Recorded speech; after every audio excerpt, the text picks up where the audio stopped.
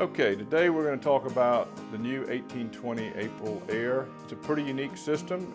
It comes with duct flanges for both sides, so you can take the air anywhere in the crawl space you want to take it. Probably the neatest thing about it is it's got 200 CFMs of airflow. It also has fully digital controls, which is a big deal. You set this and leave it.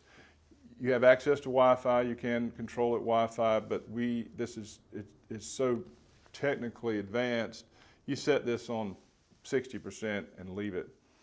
This unit also has the aluminum coils, so we've kind of updated all these units to be more efficient and cover really more space with a smaller unit.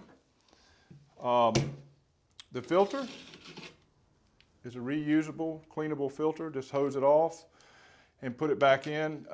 We usually do those probably once every 6 months. Really, the crawl spaces don't get very dirty when they're sealed properly.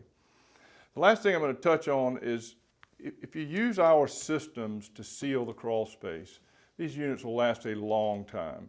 They come with a 5-year warranty, but if you seal it properly, the piers and the walls, seal the floor.